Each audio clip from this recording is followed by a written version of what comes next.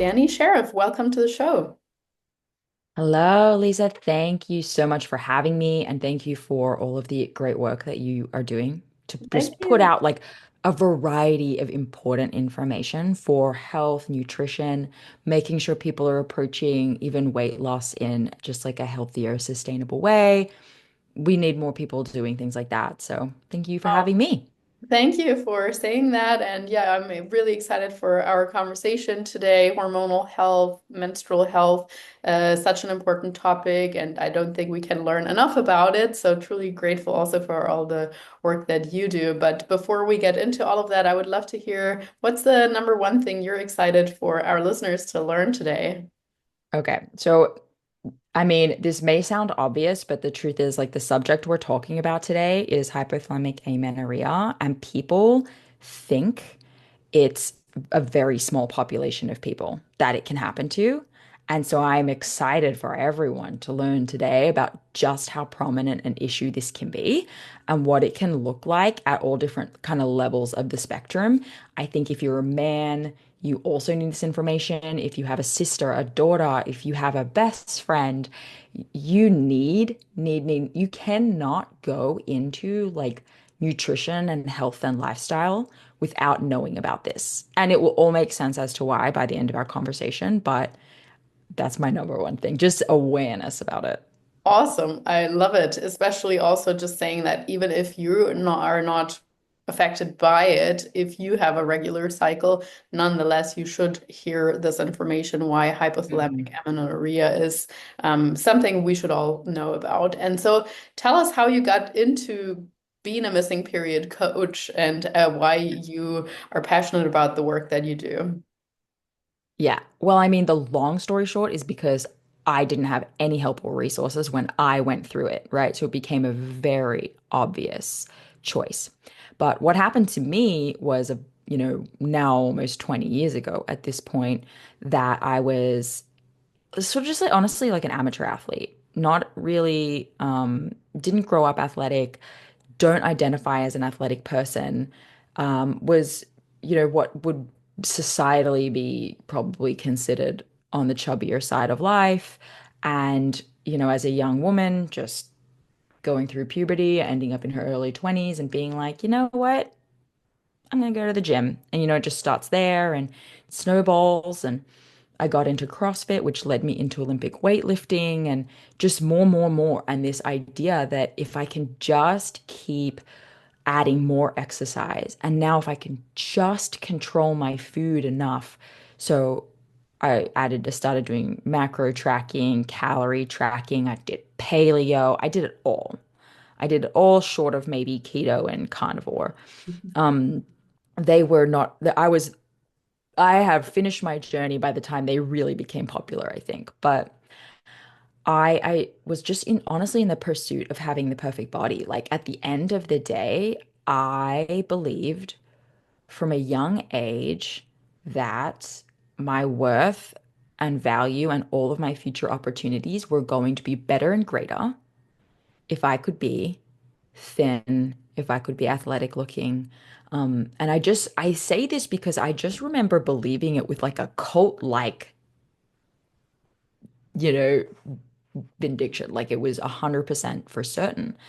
And at some point along the way, I lost my period. Several years. For several years, it was gone. Can't even pinpoint exactly when, but I know I had been missing it for at least 7 years by the time I had done anything. So I was aware it was gone and had no idea it was a problem. And so this is, a really important thing that I want people to hear is that it's actually a major problem. So we can have all of the best intentions, which I felt I had, I felt I was the healthiest person I knew. I felt like I was so healthy that even my period was missing, which was an interesting thing to consider. But that, in hindsight, is confusing maybe physical fitness with health and thinking that the two are exactly the same and they're not quite the same. So I would say that I was so fit that I was unhealthy. I see that in hindsight. And I was going about my merry way. It was really quite convenient. was in a natural birth control. I didn't have to deal with a period. Like, this is excellent. And it was validating to me that I was working out enough, and I've heard many women since be like, if they were to get their period suddenly, it would confirm for them that they weren't working out enough. So, total massive lack of education around the importance of a menstrual cycle. And it's almost I think it's the majority of women who actually have no education about this, which is crazy. So, going about my merry way, I go for my annual OBGYN appointment, which wasn't really annual. I was like many years overdue. And I had seen doctors and I had let them know about the issue, but they just had all shrugged it off. This was back in Australia and all the way through to moving to the US where I live now.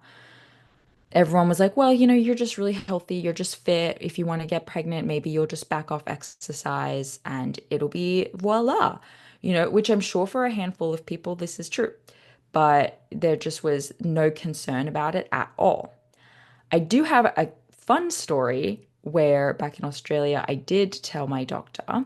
And at the time as well, I had my own cafe business in Sydney and I was working like 7 days a week and training 7 days a week and really stacking on the stresses and physical and mental and emotional stresses.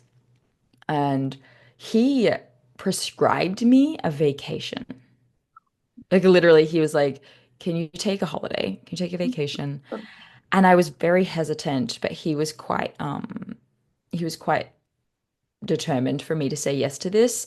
And we came up with a plan for me to have someone else run my shop. And he also gave me a hug, but at no point did he explain to me what was going on. But it was definitely my first clue. It was my first clue. People have to plant seeds for you along the way. So I went ahead and did that. And, long story short, that vacation was to America and some stuff happened. And that's why I chose to stay. So I actually shut down my business and moved to the US. But I was not allowed to work in the US for 5 months. You have to wait till you get your social security number and all these things. So for 5 months, I was just kind of living this like coastal Californian beach life. I was doing freelance writing for a nutrition blog because, I knew everything about health and wellness, right? So I was doing that and just getting paid per piece and I was very relaxed. And I remember I was at the beach resting, had a latte and a croissant, just like treating myself. I was definitely still working out a lot and watching what I ate, but that's all I was doing. I didn't have a job stacked on top, right? So I think I had one period, and I think that was because I just had a little bit of extra rest, right? Um, and it never came back, but that was information. That was very interesting information for me. And later, when I finally go to my OBGYN that I mentioned earlier, he said, when I told him I don't have a period, well, that we worry about that. He goes, we worry when women don't have periods. And he handed me a prescription for something called Provera, which is a progesterone pill that you take for 10 days. And he's like, this should fix things. Now, being the health freak, if you will, that I was, who knew everything and was like, I would never, I'm so healthy. I'm not putting medication in my body to fix this. That was kind of the moment that I got on Google, right? Because someone was trying to fix my problem with a pill, and I had a problem with that. So that moment kind of kickstarted it all. And I went down a crazy rabbit hole, Lisa, of hearing these ideas, these wild ideas that maybe pursuing the maximum amount of leanness I could was hurting me. And like maybe I was being too neurotic about all of this. And I remember the first time I heard it, I was like, that's the stupidest thing I've ever heard. At no point in my life has it ever been suggested that it is okay for me to rest, that it is okay for me to have some excess body fat, that it is okay, in fact, beneficial for those things to be happening.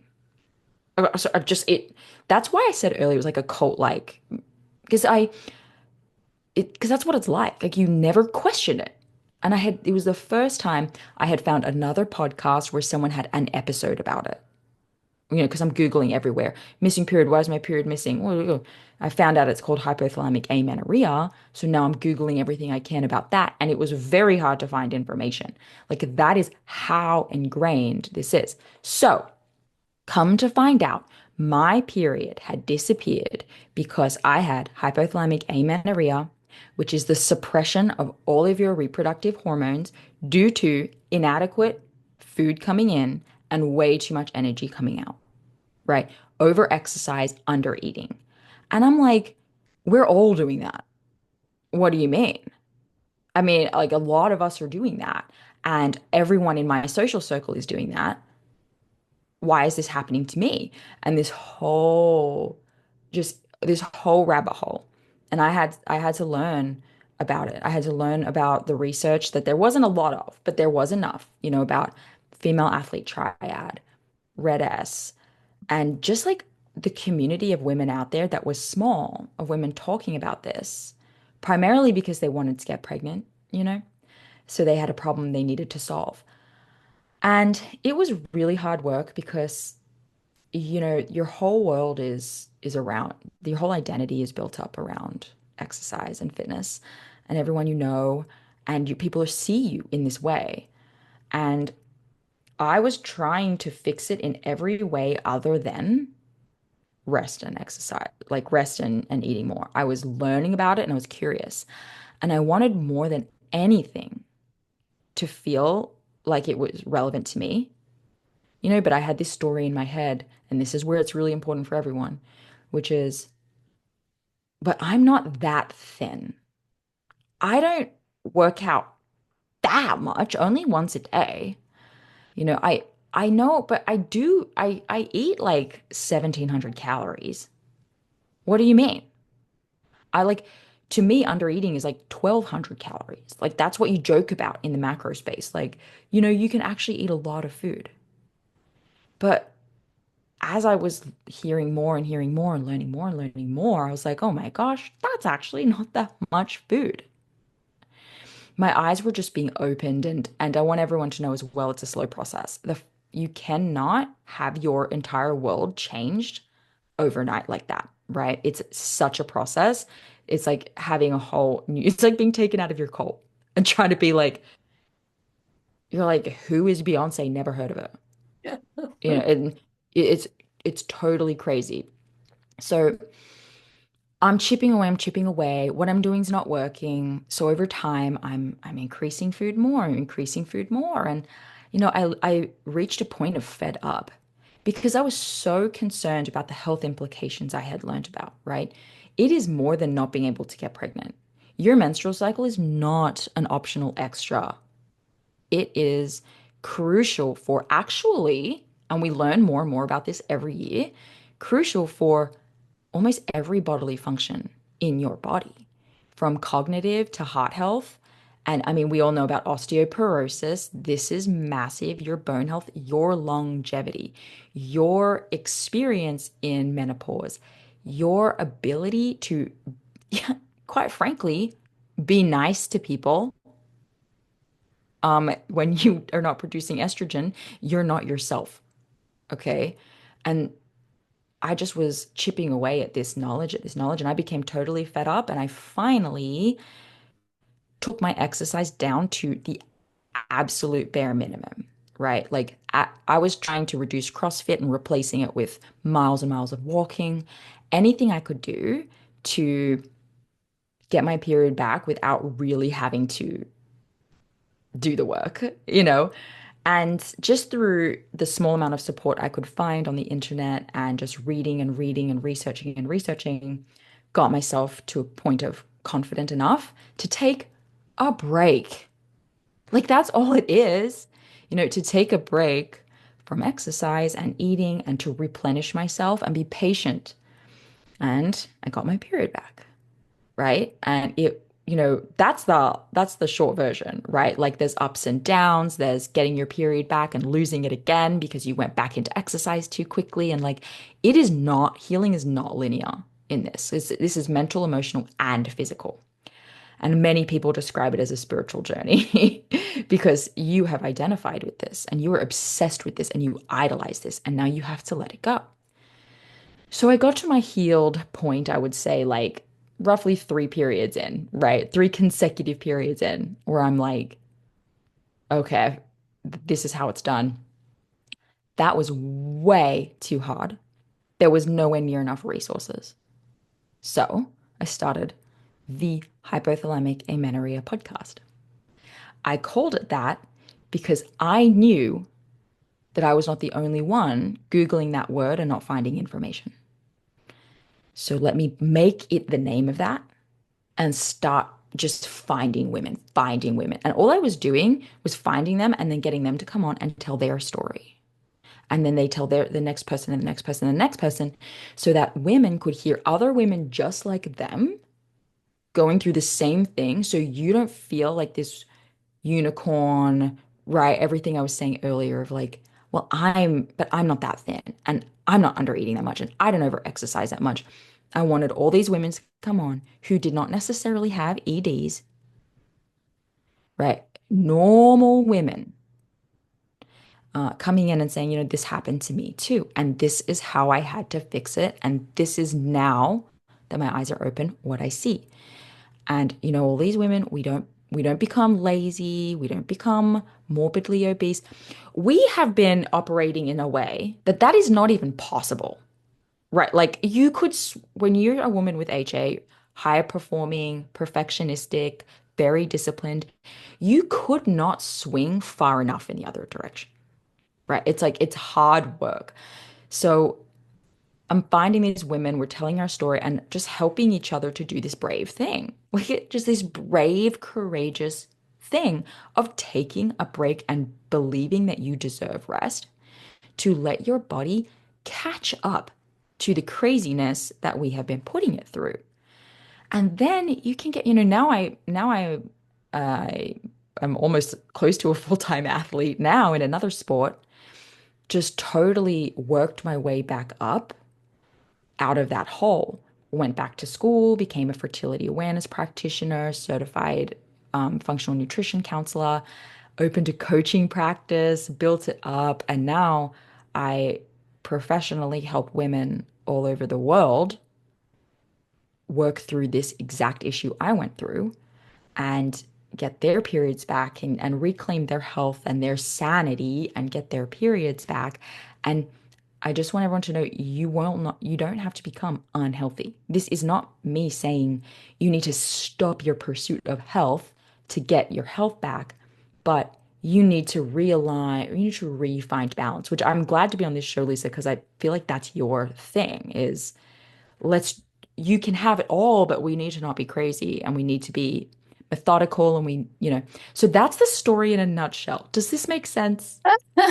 Yeah, Dani, thank you so much for sharing your story, for sharing about how you came about starting the HA podcast and the HA Society in general, where you help women so beautifully. And I will say that actually a lot of your and my story, at least in the beginning, sort of overlap. I too did I way too much bet. CrossFit and had a missing period for probably like 9 years, but I mostly blamed the hormonal birth control. Well, just to your point, I actually said, this is awesome. I don't have a period. It's not interrupting my life. I can train hard all the time. I don't need to worry about it.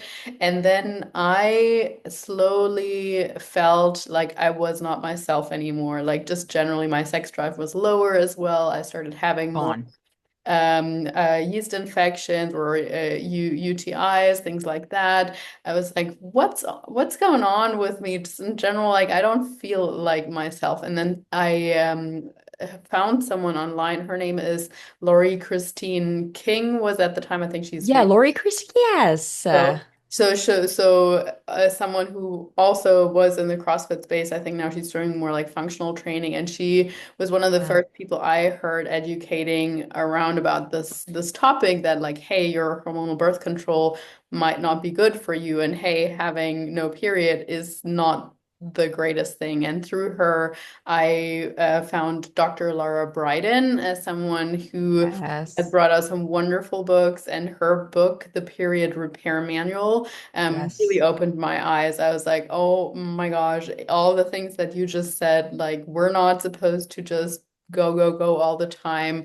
taking the or any kind of hormonal birth control to quote unquote deal with the symptoms is not actually dealing with the symptoms. You're just putting a band-aid over something. And it's so sad how many physicians, unless you want to get pregnant, they're not concerned about you not having a period. So I love the education that you're doing. And just to kind of recap on what you're saying there, we we do need to have a period, and it should be somewhat regular. Of course, how regular, if it's 28 days, if it's 35 days, I think that there is a lot of personal variability there. But I think if someone is listening and they're thinking, well, my period is not regular, or I haven't had a period in a while and I actually feel fine. Is this even relevant information for me? Or if any man listening to this, again, could you highlight why that's so important for our bodies long term, and just in general?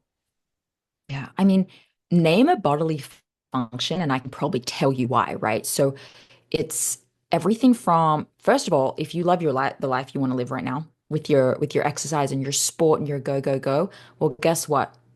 That's going to go away real soon, become physically unable to do all of that at some point. For some people, osteoporosis sneaks up quickly. For some people, it takes time. But, one day you could be doing your CrossFit and step off a box jump and, break your ankle. So it could absolutely affect you in that way. I mean, infertility, if you think you want to have a family, and if you think it's as simple as just backing off the exercise a little bit and your period will come back, nope. Nope. It's significantly more difficult than that for a plethora of reasons. So your infertility, when you're not regularly producing sufficient estrogen and progesterone, which are both only happening if you are cycling, your cognition goes down. Your First of all, you're very hungry. So like nocturnal behaviors might creep up, so sleep starts to go down. This one has a mixed review though. Some people are so tired that they just can't stop sleeping. So it's like one or the other. But irritability. So a lot of these women are snappy. We don't have what's the word? Like we're not spontaneous. We have our routine. Do not be coming at me with a last minute idea like going to a restaurant. That's not going to happen. Well, guess what that affects? Your relationships. Okay. I I missed my boyfriend's 30th birthday party because I didn't want to go out for pizza because it wasn't going to work with my macros. So actually, you know what? Your whole entire life, because you're not you when you're hungry, you're not you when you're producing zero estrogen, right? There's some really interesting stuff coming out about long-term effects with heart health, which I think are fascinating. I won't get into them because I'm actually still trying to understand it myself personally, but that one freaked me out a lot. When I was learning about all of it, something that I wonder if women know is that your low blood pressure, all of us fit girls have naturally low blood pressure. Look at us, and our doctor is congratulating us. No, it's a symptom of down regulation, Mm. right? You know what else? You come back, your estrogen's low. It's all low. You know what else is high? Your cholesterol is high. That's weird. And a lot of women are like, oh, but I'm so healthy. Let me health harder. No, your chronic low estrogen is causing your very high cholesterol. This is almost every woman's blood work with HA. And then they fear that. And so they diet harder. But Mm. it's like that doesn't make any sense because you're already eating a giant bowl of lettuce. every day and you're skipping the fries and you're not eating the egg yolks, you know, why do you have high cholesterol? So if that resonates with you, this is definitely something to be looking at. Brittle nails, thinning hair, falling out hair, dull skin. Memory, poor memory is a very common one. I think that you plateau in in your sports performance. And so instead of backing off and letting yourself recover, you just train harder, going down a slippery and slipperier slope. You may not even necessarily be losing any weight, and your whole entire goal is to lose weight and to be as lean as possible. And that's not really happening because I'll tell you a part of my story. You might be picturing someone who is super lean and ripped, but that never happened. That never happened to me. And I'm grateful because I have no idea where my health would be if it should, because my body was actually very efficient, right? And it said, well, you know what? We're not, the last thing we're doing is weight loss. Our metabolism completely downregulates. And so you have to basically starve yourself if you want to lose weight, which is not a solid strategy. And so actually, I would barely lose weight. And so as a result, my instructions given, from my macro coach and stuff was like, well, diet harder. 35 grams of fat a day you get, right? 160 grams of protein, 160 grams of carbs. Go. Can you survive? No, right? So dental problems are another reason it matters. A way to really think about this is just living every day is very energy intensive for your body. It takes calories, it takes energy to blink your eyes and have them be moist. It takes energy to raise your eyebrows. It takes energy to talk, to think, to make decisions, to grow hair, to do anything, to put one foot in front of the other. And we are constantly asking our body, in fact, the way I say it is, you're constantly putting your body in a headlock and telling it, do all of this. And this is how much I'm giving you to do it. Mm. And you will comply. And what's so sad and heartbreaking to me, Lisa, about this is that women will come to me and they'll say, Dani, I am suffering from HA. And I'm like, I think your body is suffering from you. It is not the HA. Mhm. The HA is not a disease.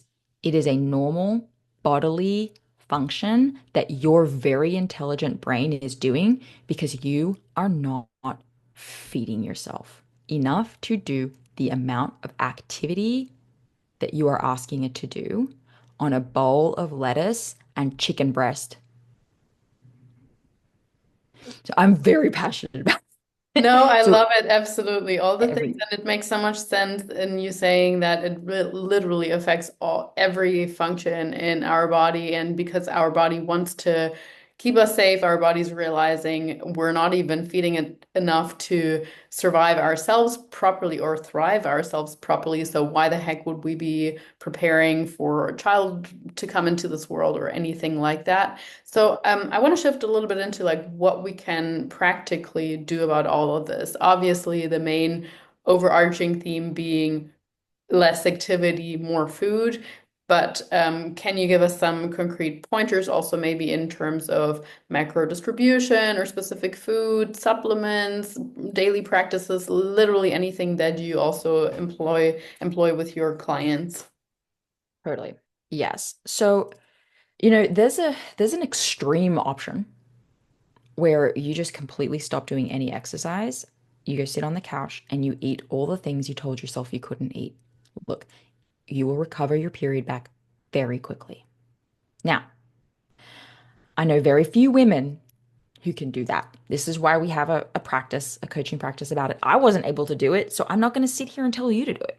It was way too scary. But I'm not going to lie to you. You could do that and it will be successful for you. It's not a great long-term strategy, But if you're trying to get pregnant tomorrow, solid idea, right?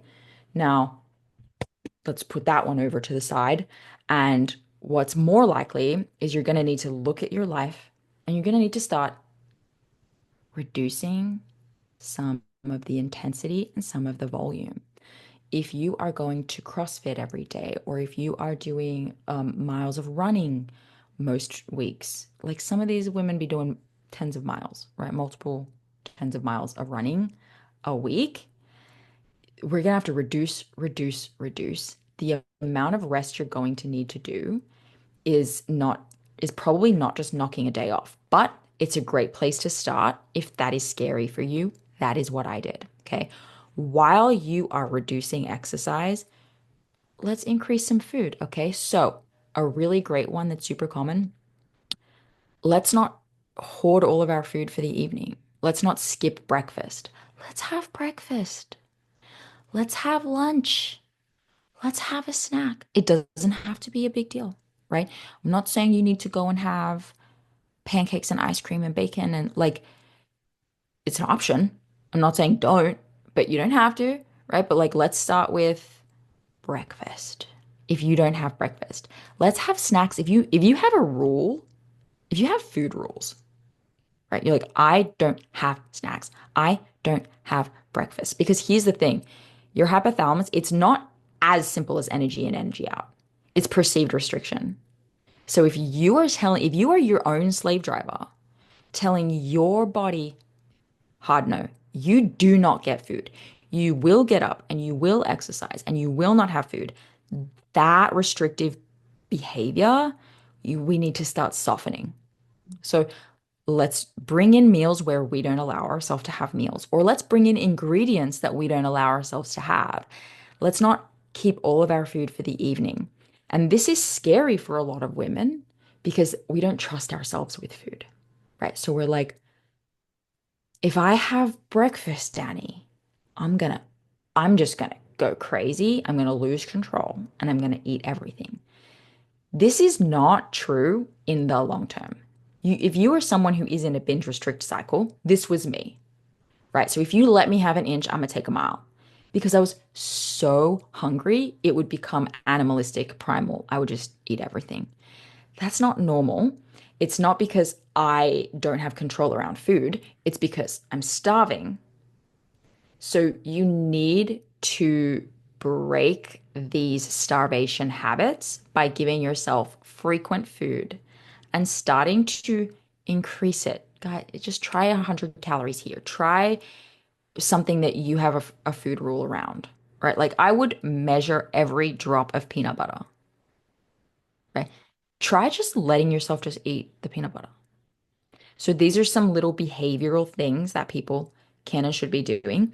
And while you are doing those, I highly recommend educating yourself at the same time because it is the only way, in my opinion, to keep going. When you go out into the world, if everyone around you is like pro diet, if you're afraid people are going to see you resting, if you think someone's going to notice that you gained a pound, right? That's not going to help you stay calm and keep going. So that's what my show exists for, the HA podcast.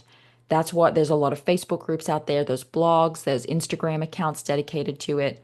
Just start reading and learning so that you don't feel like the only person out there with this challenge trying to make these lifestyle changes that feel so scary. And those of you listening who just are like, like, I cannot do the things she's saying, because I know that you're out there. Like for some people, they might be like, this is basic, right? And great, love that for you. You probably have a cycle.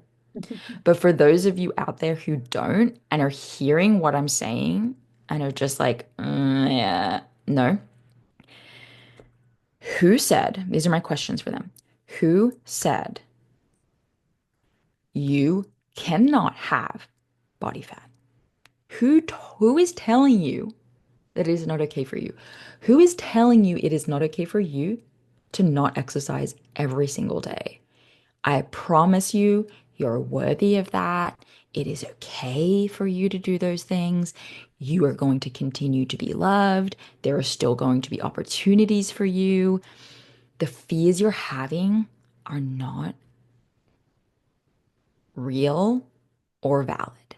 Okay? Might someone say to you some comment that makes you uncomfortable? Could happen. Doesn't mean anything, doesn't make you invalid. That's more of a reflection on them. You are worthy of rest and you are worthy of your body to be firing on all cylinders. So those are, I hope those are practical, Lisa. Feel free to ask me anything No, that it's if you super, super want more. practical. I love it. And I think especially the point that community guidance, knowing that you're not out there on your own is super important. When I was then trying to regain my period after stopping hormonal birth control, etc., I was fortunate. I wasn't necessarily in the camp of eating way too less, like too little, meaning I Nice. was on like 2,500 calories or whatever for Great. someone my size. That's pretty decent, even though I was doing CrossFit pretty hard. But that wasn't the issue. The fats were quite low though. And on top of that, obviously, my body had been depleted of many minerals just from taking the hormonal birth control, not supplementing with B vitamins, with zinc, with all these basic things.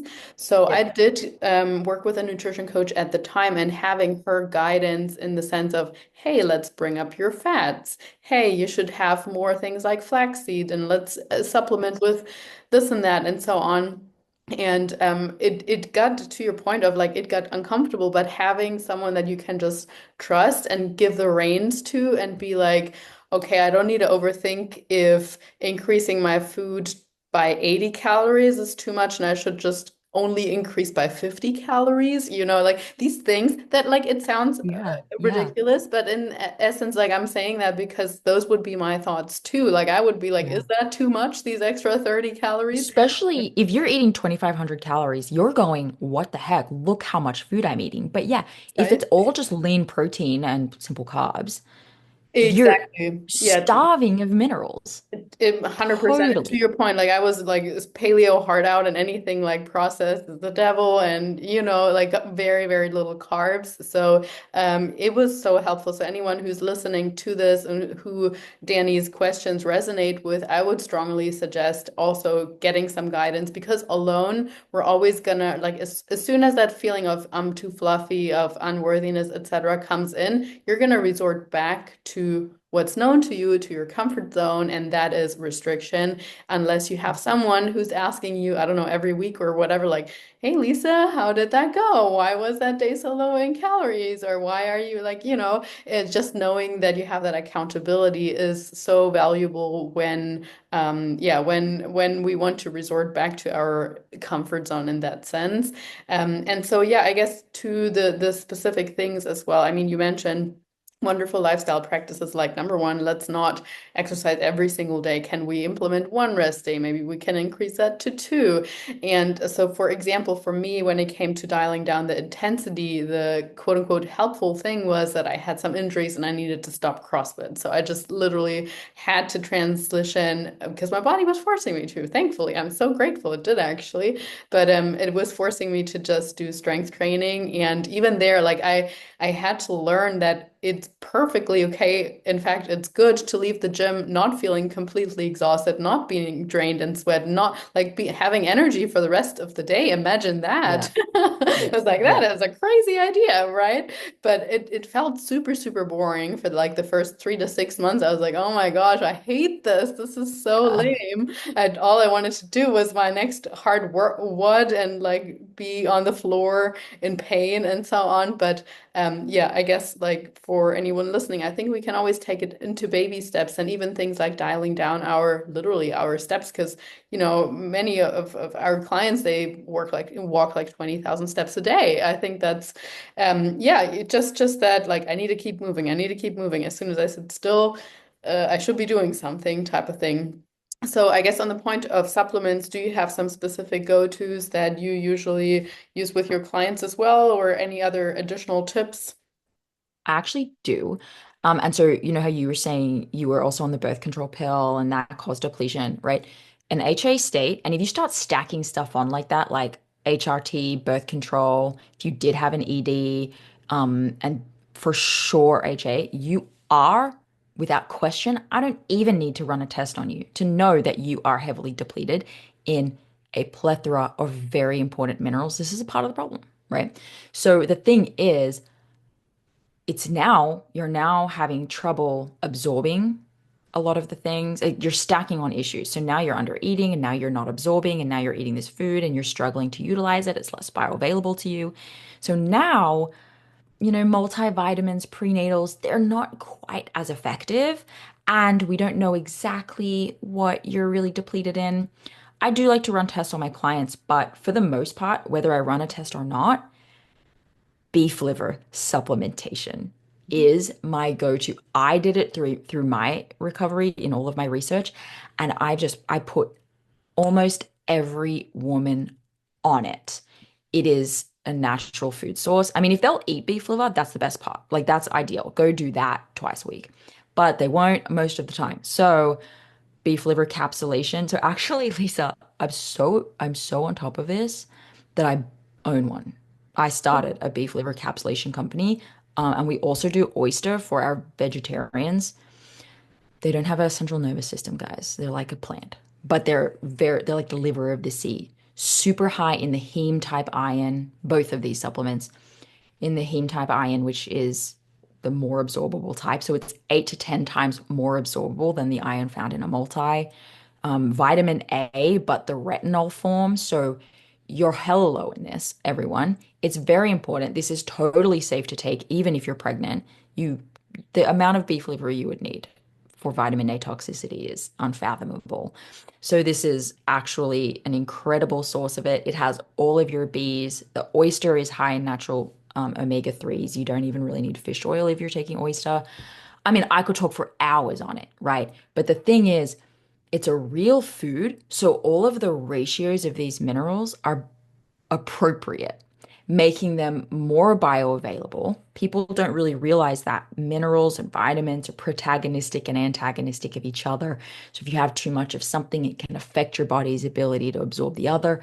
So just trusting that nature is the perfect chemist, that it has nailed this and that it is making it more bioavailable for your body, making it more absorbable. This is helping the food you're eating to be more effective. And it's just working more like as a team with your body. Big fan of that. So I have a company for that too. And then I just like electrolytes, potassium, sodium, magnesium. Like y'all just got to be on your electrolytes. You need to be aiding your body's ability to do the job it already knows how to do. So I like those as a go-to, and I think it's 100% appropriate for almost anyone to just jump in on those things. Amazing. Yeah, I mean, the listeners will know that I actually like organ meat a lot. I So bet. I love beef liver and chicken liver and heart and whatnot, but I also know that it's a very quaint taste. I don't blame anyone for not enjoying it. So certainly think that's great that you have made that into a supplement. I will most definitely put the links into the show notes so Thank people you. not only go and check out your amazing podcast, your company, your Restore program through the HA Society, but just all the content that you provide. So Dani, thank you so much for your time. It's been a true pleasure chatting with You you. know, you're welcome, and I'd love to give y'all a gift Yeah, if you please, would, I'm because sure. you were saying how important it is to get just guidance and help. So I actually have a course that's called the DIY Restore program that we usually charge like $497. I take everyone through the things we talked about. Like, why do you have HA? Here are the types of food rules, the types of habits, the types of things you have that are not helping you that I think would, for anyone, especially where this is like new to them, but a bit scary, I would love to give that to them completely just for free as a gift. So Amazing. I Thank you. bundle this with something I call a breakthrough call. So if you're feeling like, I don't know if this really applies to me, I don't know if I'm depleted enough, or I'm eating plenty, I'm eating 3,000 calories, or why is my period missing? I will get on this breakthrough call and I will give you my DIY Restore course. Just go to Instagram, just DM me nutrition and life. Just DM me nutrition and life. I'm going to know what you're talking about and I will send this to you. Oh, And amazing. it's That's just so a gift for generous. them. Yeah, because we need people out there just starting the process, right? That's And awesome. the more willing to just jump in you are, the faster this can be resolved for you, right? So Awesome. just go ahead, DM me at Dani Sheriff is my account, or you can do the HA Society. I'm sure we'll link it below. Yes. Just tell me nutrition and life, and I will just give this to you. Amazing. Thank you so much, Danny. Truly very grateful. Yes. Yes, you are so welcome. Thank you.